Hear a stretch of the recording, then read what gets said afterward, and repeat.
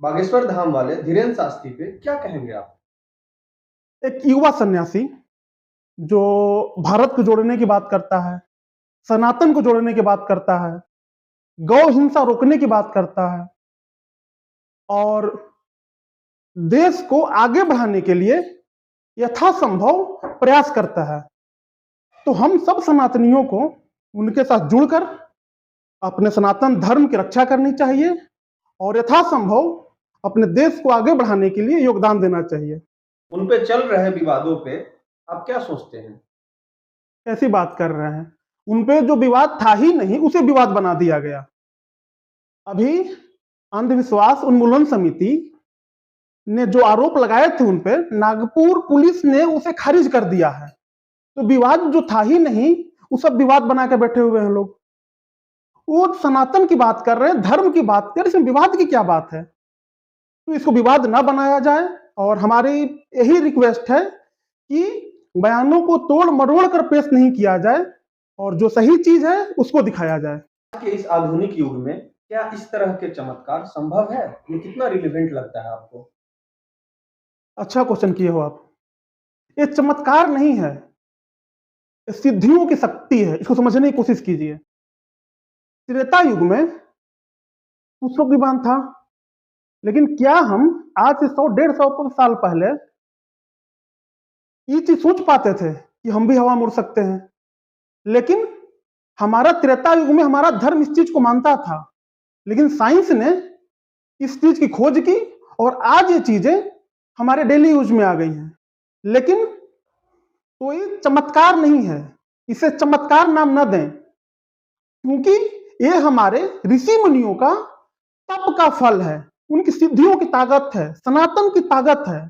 तो कृपया चमत्कार ना कहें इसे और सनातन को पहचाने, सिद्धियों की ताकत को पहचाने। सर, लोग ये भी जानना चाह रहे हैं कि एक 26 साल का युवा इतनी सारी चमत्कार कैसे कर सकता है? चमत्कार गलत वर्ड यूज कर रहे हैं आप इसके लिए। मैं बार बार बता रहा हूं कि सिद्धियों की ताकत है, सनातन की ताकत है। और बात रही 26 साल का युवा की, तो भारत को युवा सन्यासी के रूप में दुनिया जानती है। जब 19 साल के विवेकानंद जब शिकागो सम्मेलन में उनको बोलने का मौका नहीं दिया गया, ये युवा सन्यासी क्या बोलेगा? लेकिन जब वो बोलना चालू किए तो दुनिया जानी कि वसुधैव कुटुंबकम क्या है। उनकी उम्र महज 19 साल थी उस समय। तो धर्म की ताकत उम्र से नहीं होती है, सिद्धियों से होती है। हमारे ऋषि मुनि तपस्या करते हैं, तप करके अपनी सिद्धियां बढ़ाते हैं और उन सिद्धियों को देश रक्षा के लिए, अपने धर्म रक्षा के लिए, जनहित के लिए उसका प्रयोग करते हैं। तो इस चीज को चमत्कार से ना जोड़कर सिद्धियों की ताकत से समझें। और उम्र से कुछ नहीं होता है, ताकत से होती है, सिद्धियों से होती है। तो कृपया इसे उम्र के परिप्रेक्ष्य में ना देखें। सर, लोग तो यहाँ तक बोल रहे हैं कि बाबा नागपुर से भाग गए। गलत जानकारी मिली है आपको।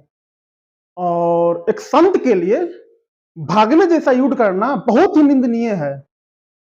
और हम आप लोग से भी रिक्वेस्ट करेंगे कि इस तरह का वर्ड यूज एक संत के लिए नहीं किया जाना चाहिए, क्योंकि बाबा भागे नहीं वहां से। जनरली जो उनका प्रोग्राम होता है वो 6 से 7 दिन का होता है और यहाँ भी 6-7 दिन प्रोग्राम किए। उसके बाद उनके अगले कार्यक्रम जो रायपुर में होने वाले थे वो वहां चले गए।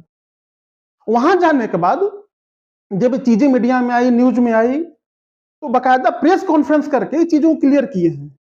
वो बुलाया भी है कि जिनको इस तरीके का कंफ्यूजन है वो आए और यहाँ पे हम सारी चीजें क्लियर करेंगे। कुछ लोग गए भी, मीडिया कर्मी भी गए हैं, कुछ इंटरव्यू किए, कुछ प्रेस कॉन्फ्रेंस भी करके वो बाकायदा बताए हैं। तो बाबा भागे नहीं, बल्कि अपने शेड्यूल्ड प्रोग्राम के अनुसार उनका जो अगला कार्यक्रम था रायपुर में, वहां चले गए वो। तो हम फिर से वही बोलेंगे आपको कि एक सभ्य समाज में एक संत के लिए इस तरह का वर्ड यूज नहीं होना चाहिए कि बाबा भाग गए। बहुत ही निंदनीय है। तो आपको क्या लग रहा है सर कि ये सब कुछ क्यों हो रहा है? सनातन को बदनाम करने की साजिश है क्या? हाँ बिल्कुल, ये वो लोग कर रहे हैं। हम किसी जाति दूसरे धर्म की बात हम नहीं कर रहे हैं, लेकिन ये वो लोग कर रहे हैं जिनको धर्म का ज्ञान नहीं है। क्योंकि एक सन्यासी जो 26 साल की उम्र में इतनी सिद्धियां पा लेता है, उसके ऊपर इस तरह के एलिगेशन लगाना कितना सही है? तो आपको भी इस तरह की चीजों से बचना चाहिए और धर्म के लिए, देश के लिए जो कुछ भी बन पड़े वो करना चाहिए। सर, और धर्म में भी ऐसे चमत्कार होते हैं, इस पे आप क्या कहेंगे? सही क्वेश्चन पूछे आप। हम किसी धर्म का विरोध नहीं करते। हम ये बिल्कुल नहीं कह रहे हैं कि दूसरे धर्म में चमत्कार होंगे या नहीं होंगे।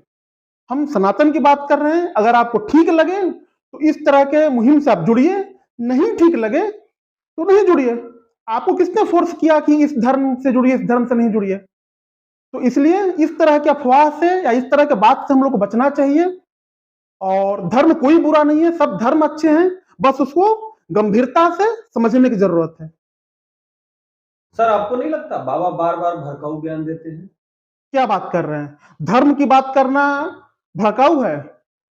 अच्छा एक चीज बताइए, बाबा अभी तक इतने सारे प्रोग्राम कर चुके, एक डेटा बता दीजिए जहां वो इस तरह के बयान दिए और किसी तरह के दंगे या कुछ भी हुए। एक सिंगल बयान आपको नहीं मिलेगा। तो इस तरह के बिना डेटा का बात करना मुझे तार्किक नहीं लगता।